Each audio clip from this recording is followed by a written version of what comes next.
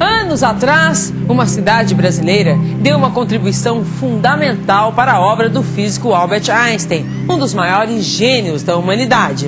Poeira das Estrelas conta hoje como foi feita essa e outras descobertas que nos levaram até a resposta para a grande pergunta: como foi que tudo começou?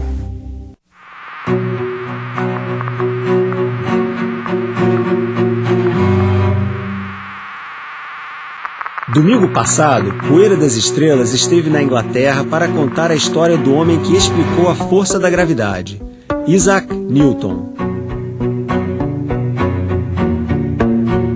Pai de uma nova matemática e inventor de telescópios mais potentes, Newton foi tão importante que depois dele as descobertas da ciência passaram a acontecer cada vez mais rápido. Olhando para o céu e enxergando mais longe, o ser humano finalmente chegou perto de uma resposta científica para a grande pergunta: como tudo começou? Afinal, de onde viemos? Esse é o tema do capítulo de hoje.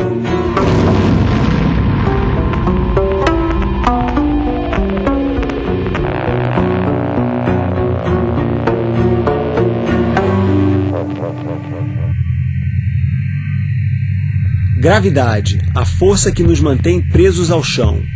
Sem ela, sairíamos flutuando pelo espaço. Os planetas não girariam em torno do Sol. A Lua se desprenderia da Terra e nunca mais veríamos uma noite de lua cheia. Para Newton, a gravidade era algo que agia à distância. Mais de 200 anos depois, no início do século XX, um físico alemão, talvez o cientista mais genial nascido depois de Newton, reinventou o conceito de gravidade. Seu nome, Albert Einstein.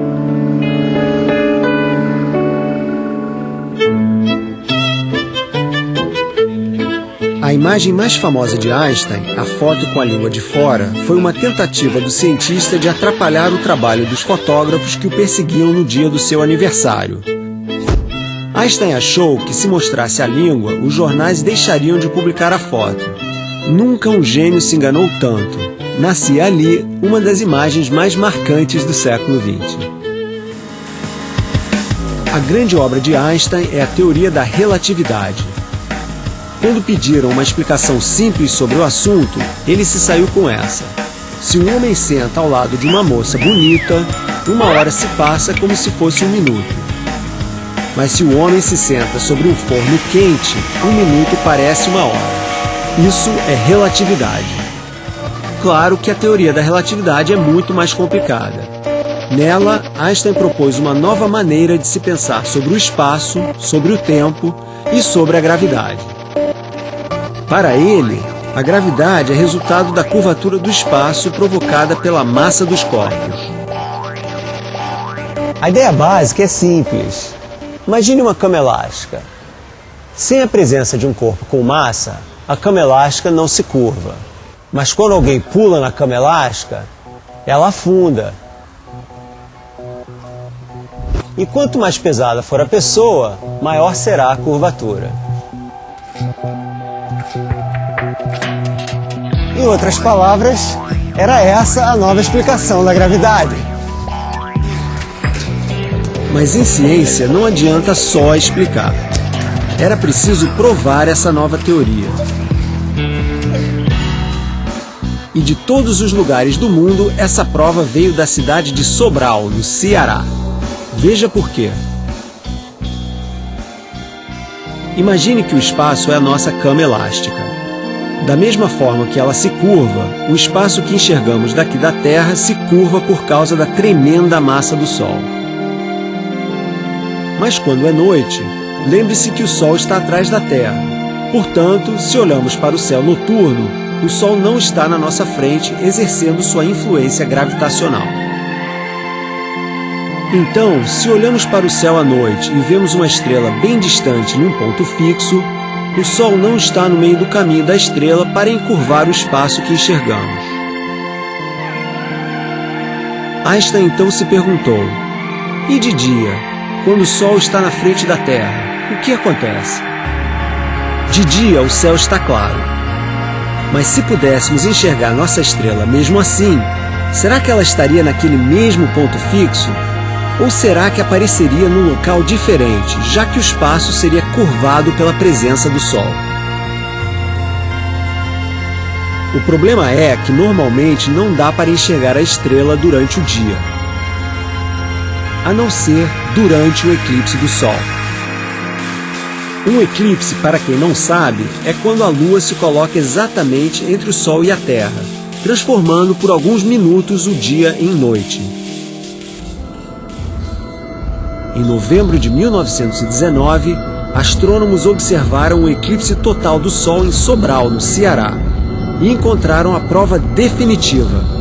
A estrela aparecia no local ligeiramente diferente, ou seja, o espaço realmente se curvava na presença de um objeto com massa, o Sol. Einstein não parou por aí. Ele quis dar um passo ainda mais ambicioso: calcular o tamanho do universo. Para isso, propôs que o universo tivesse a forma geométrica mais simples de todas, uma bola. Se ele soubesse a massa inteira do universo, a massa de tudo que existe, seria possível calcular o seu tamanho, o diâmetro dessa bola. Até aí, tudo bem. Mas para conseguir fazer esse cálculo, Einstein dizia que o universo tinha que ser estático, paradinho, não se expandia nem se contraía. Fazia sentido na época, mas Einstein estava errado. O que importa para a ciência é que esse erro de Einstein abriu caminho para a grande descoberta. Estamos em Mount Wilson, um observatório nas montanhas da Califórnia, perto de Los Angeles, Estados Unidos. Em 1929, um astrônomo americano demonstrou que o Einstein estava errado, que o universo não é estático, que ele está em expansão, crescendo cada vez mais. Esse astrônomo se chamava Edwin Hubble.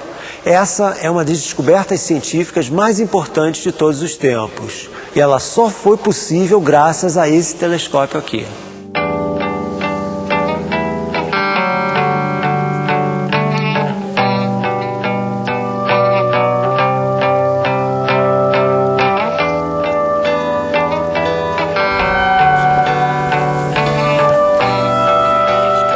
Don Nicholson tem 87 anos de idade. Seu pai foi um dos astrônomos responsáveis pela construção do observatório. Ele conheceu Edwin Hubble pessoalmente. Ele nos conta que Hubble era um astrônomo brilhante, mas como tantos outros gênios, era uma pessoa arrogante e snob. Não se misturava aos funcionários do observatório. A primeira grande descoberta que Hubble fez com esse telescópio foi a existência de outras galáxias. Até então, a nossa galáxia, a Via Láctea, era a única conhecida. Objetos que astrônomos antes enxergavam como nuvens sem nitidez, Hubble mostrou. Eram outras galáxias, conjuntos de estrelas muito distantes. Don Nicholson lembra que tudo isso só foi possível porque esse era o maior telescópio do mundo e permaneceu em primeiro lugar até 1948. Mas o melhor ainda estava por vir. A segunda descoberta de Hubble foi a que realmente abalou a comunidade científica. Usando o telescópio de 100 polegadas, Hubble mediu a luz vinda de galáxias muito distantes, a milhões de anos-luz aqui da Terra. E com isso, ele pôde mostrar que elas estavam se afastando da gente.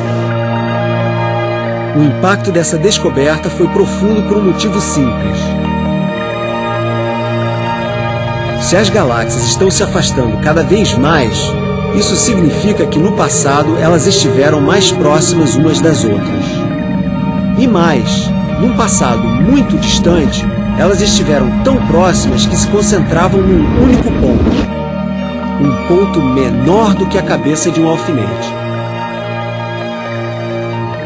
Ou seja, a descoberta de Edwin Hubble simplesmente abriu caminho para a teoria do Big Bang. Segundo essa teoria, o universo começou numa grande explosão, Big Bang em inglês.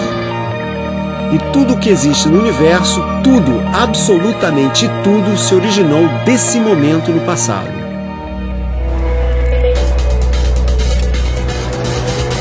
Domingo que vem, vamos conhecer em detalhes a teoria do Big Bang com a ajuda de um dos seus autores, o americano Ralph Alpher.